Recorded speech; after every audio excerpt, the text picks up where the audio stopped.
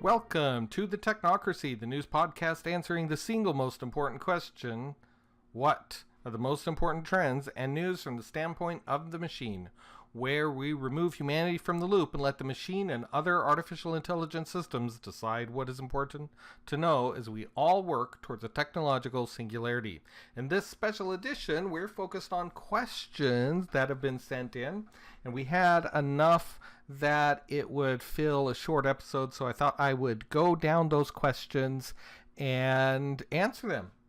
So off the cuff, or off the top of my head with no prep, I'm going to look over here on my other screen and read some of the questions. So this one is from an anonymous person online. They ask, what's one sense you wish you had and why? Well, given that my whole thing is around artificial general intelligence and research around that whole AI thing, professionally as well as academically, I've never really thought about that. You know, if I had a sense,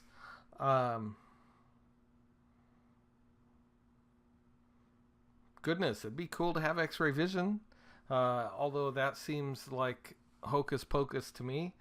You know, I've experimented with additional, with like the magnet implants in your pinky and a few things like that, and that's all cool.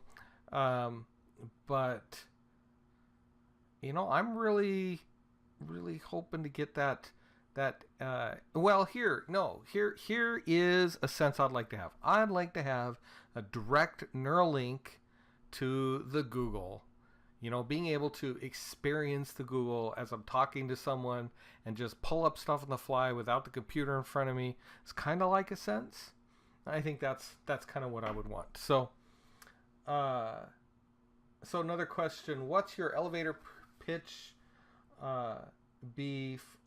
What would your elevator pitch be for your stance on life extension, cryonics, nootropics, GE pets? Or genetically engineered pets, genetically engineered babies, etc. Well, let's start in reverse order.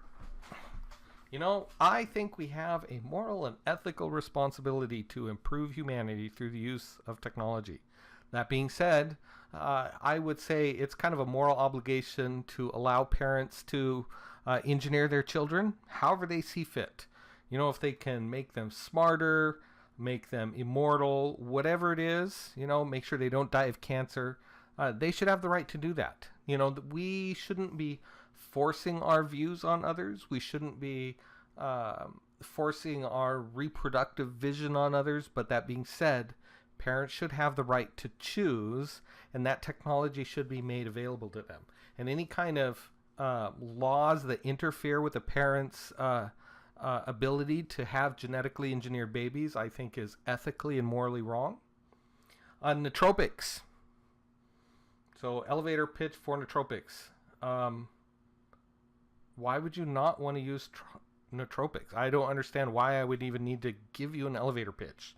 Do you want to be dumb? I mean, come on.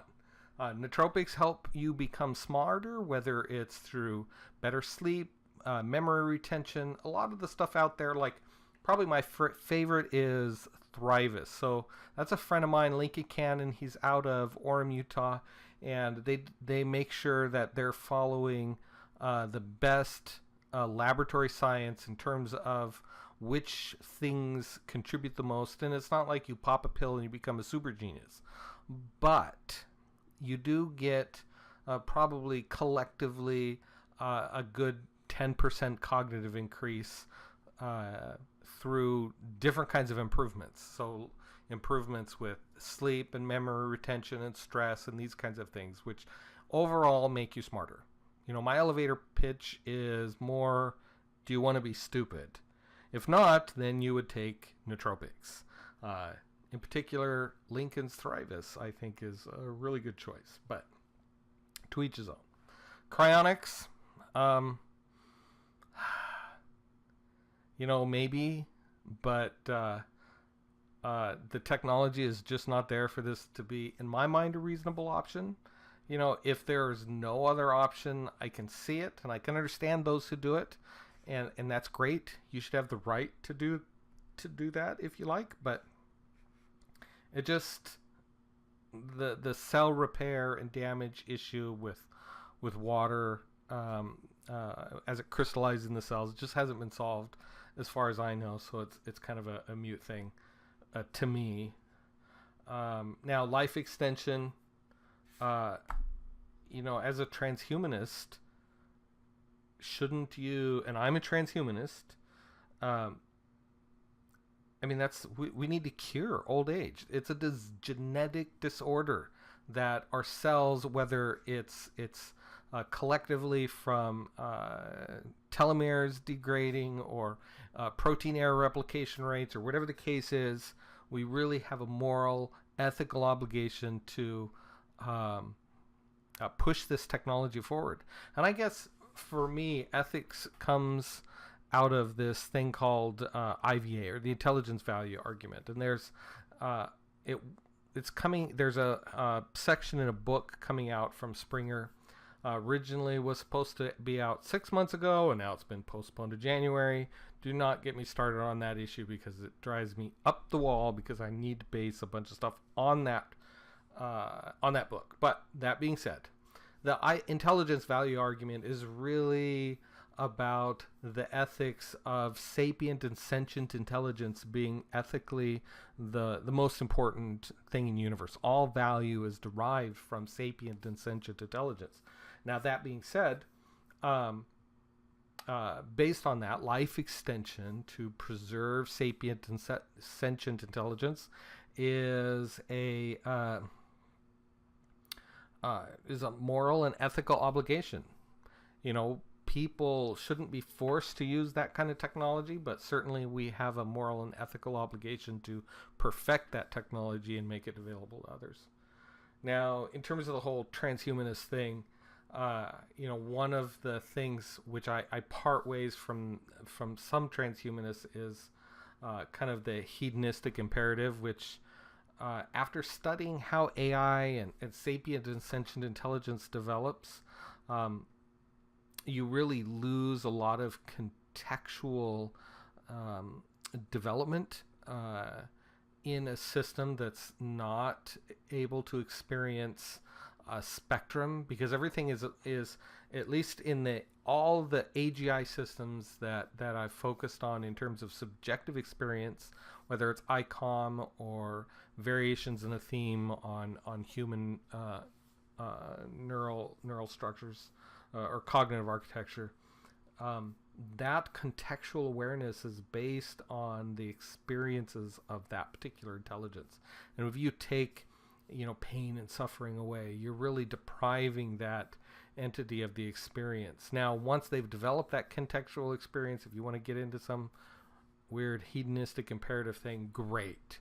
But it just serves no practical purpose from a development standpoint. And at this time, we need to focus on getting there first. AI, life extension, and this sort of stuff, not other stuff like that. So let's see. Another question. When cloning a human, how far is too far and why? Why does there have to be too far? We should be able to clone humans. Now, that being said, as soon as you create a sapient and sentient life form, you have to treat it with the same rights you do anyone else. You can't grow bodies and then that have functioning brains and then cut out the brains and stick your brain in it. Now, maybe you could grow or clone a body without a head and have a new skull and that sort of stuff, no brain, and then have it attached. But as a general rule, technology like that should not be restricted. There's no moral or ethical reason for that. Let's see. The next question is covered up a little bit. There we go. So this one is from Dr. Timon, a friend of mine out of London. He asks, are you concerned that society might be over-digitized? Could we lose all human knowledge if it's all on computers and something happens to them? Well, as it so happens, I belong to a group called the Foundation that's focused on preserving knowledge. If there's some kind of dystopian future, we want to make sure that as much collective knowledge is preserved.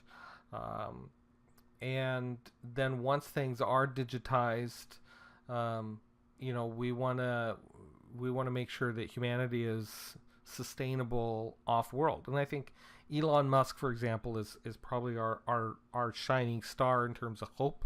And certainly I know the Foundation would love to donate, a hardened copy of the Foundation library to a Mars colony. Dr. Timon is right in that we are over-digitized in terms of our reliability, reliability is not a term.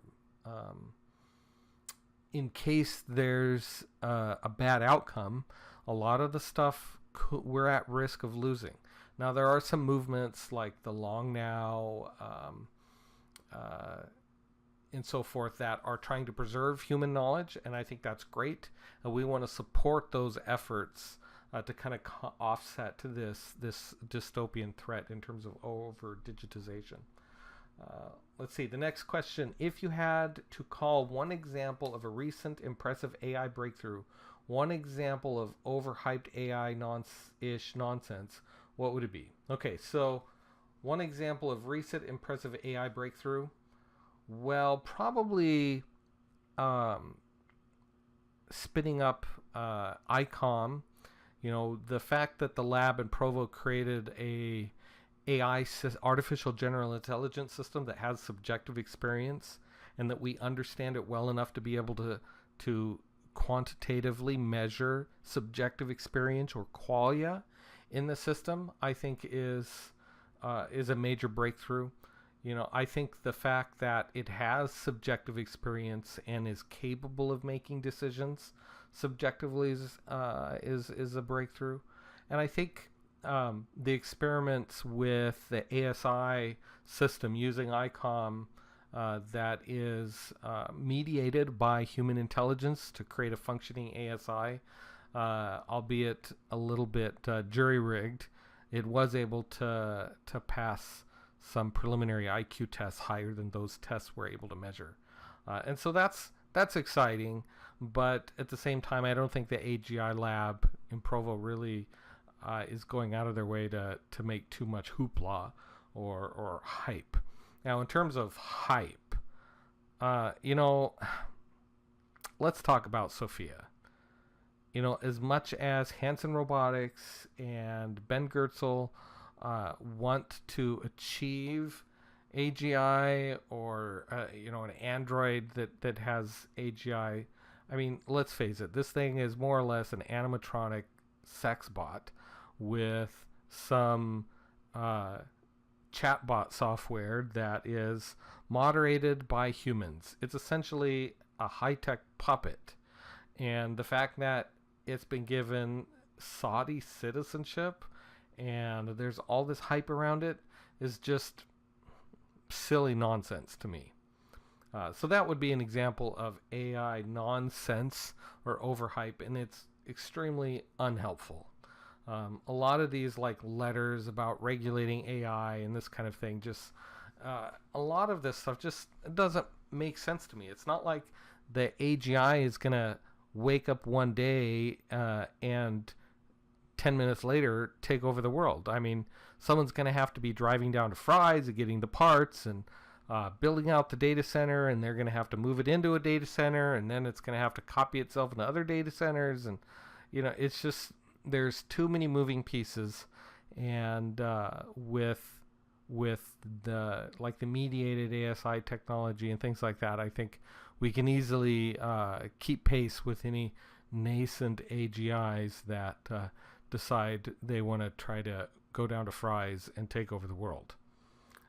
So there's a lot of that, and it does make me tired all over when I see these letters and quests for regulation. And that's not to say that there shouldn't be some regulation. When when you get a specific application where people might die, let's make sure that's safe, like self-driving cars. Yeah, maybe there should be some regulation around that. But in terms of developing AI algorithms and developing a standards body around that, when we don't even have AGI, we have narrow AI, fancy machine learning stuff. The things like ICOM or the other AGI systems are not really used in any practical application. So I don't really think that there is any need for it, and all of it is, for the most part, hype. Let's see if I have any more questions here. Someone comments on Sophie. And let me check one more spot here. There's a couple of forums. I posted this on Facebook. And let's check one in particular.